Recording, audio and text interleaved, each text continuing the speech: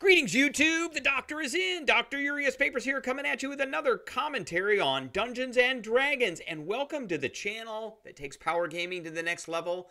Today on the Doctor Spell Prognosis, we are talking about the spell Power Word of Pain. And this is our first Power Word spell.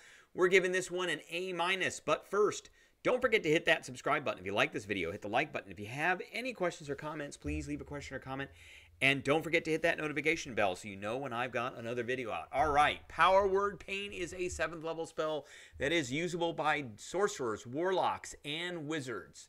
Takes one action as a range of 60 feet, which is great. It is only a verbal component, which is awesome. You speak a word of power that causes waves of intense pain to assail one creature. I'm going to point that out. We're going to highlight that and bold it, italicize it. One creature you can see within range. If the target has 100 hit points or fewer, it is subject to crippling pain. Otherwise, the spell has no effect on it. A target is also unaffected if it is immune to being charmed. Now, let's say it's got 99 hit points. That's less than 100. You blast this spell out. It does not give it a saving throw initially, and it does not require concentration. So those are two very important things that make this spell very effective. While the target is affected by crippling pain, any speed it has can be no higher than 10 feet. So it's only going 10 feet. It's crawling, it's in pain, and it's just shuffling as far as it can go, which is only 10 feet. The target also has disadvantage on all attack rolls, ability checks, and saving throws other than Constitution saving throws. I kind of think this is an enchantment. I'm not really sure why it's Constitution saving throws if it's an enchantment spell. This should be a mental activity to get over this, like wisdom or intelligence or charisma. Really, it should be wisdom or intelligence. Finally, if the target tries to cast a spell, it must first succeed on a Constitution saving throw, or the casting fails and the spell is wasted. But of course, it doesn't have disadvantage. I don't understand. I don't like that. It doesn't make any sense to me whatsoever at all that it has disadvantage on every saving throw except for a Constitution saving throw. And the only reason they threw that in there is because of the two things that are here that require a Constitution saving throw. A target suffering this pain can make a Constitution saving throw at the end of each of its turns. On a successful save, the pain ends. So you got to figure out a way to get around that con save, because con saves are not always great. Now, if you're casting, and somebody pointed this out to me the other day, but this is not always the case. If you're fighting a monster, most monsters have a pretty good con save.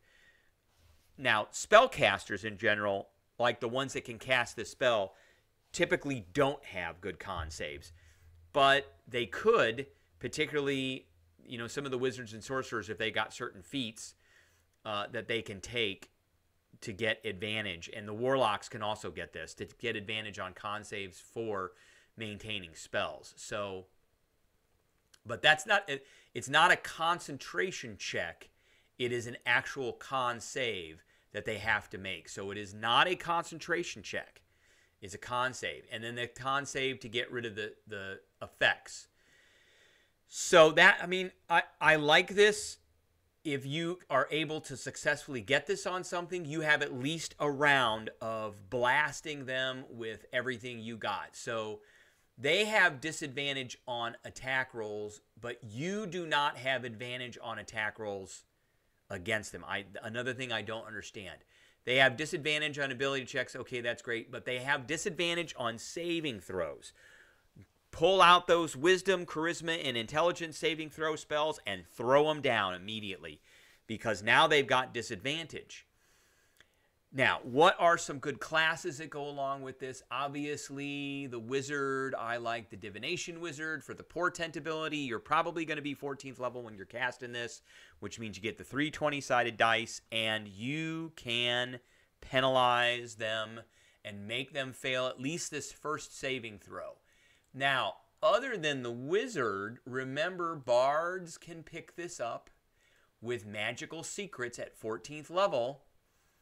So magical secrets are right here, 14th level. They can pick it up. And I love the Bard, a College of Eloquence Bard, who gets the unsettling words. And they get to roll that Bardic Inspiration die and give a penalty. And you could basically do this every round of this creature after it is affected by this. So, and you can make it start failing these con saves. Now, sorcerers can also cast this, and I do like the wild magic sorcerer because they have the bend luck ability, which causes penalties to saving throws. It's a little bit, it's not very much. It's a D4, but sometimes that can be enough. Now, the big thing with the sorcerers is the meta magic. So, let's read Twin Spell very carefully. You can also heighten this spell for 3 points, giving them disadvantage. But you can do that once. So the first save they make, when you cast a spell that forces a creature to make a saving throw. So really, I don't think that would work. Because when you cast this spell, it's not forcing them to make a saving throw to resist the effects until the end of their first turn.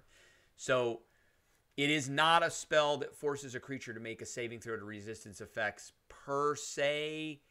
Possibly you spend 3 points to give one target of the spell disadvantage on the first saving throw made against the spell. So there are arguments against and for that, you know, depending on the timing. Talk to your DM about what you think.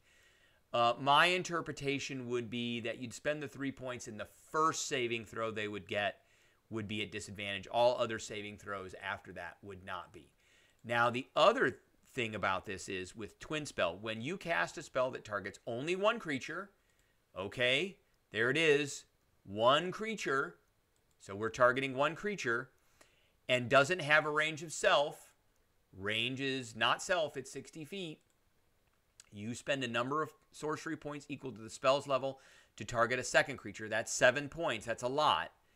To be eligible, the spell must be incapable of targeting more than one creature at the spell's current level. This one only targets one creature at this level, and it's not upcast. So it meets all the criteria for Twin Spell. Now, a 14th level.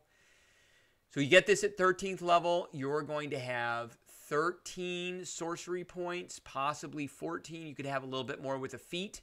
So it's going to cost you half of your sorcery points to do this, but you'll be able to target two creatures instead of one, which is awesome. Or you can heighten it for 3 points. You could quicken it for a couple of points as well. So I think this one works really well with the wild sorcerer, who would be able to really lay some stuff down. Now, you need to be talking with your party members to make sure that you work this out, that, hey, I got this spell, and if I cast this spell and the creature succumbs to the effects of this spell, it's going to have disadvantage on all its saving throws except for Constitution saves. So, you know, start pulling stuff out. This is the time where those strength saving throw spells actually could be doing something because it's going to have disadvantage on those. You can lock it down, lock it in place. A lot of different intelligence, charisma, and wisdom saving throws that'll just throw it off.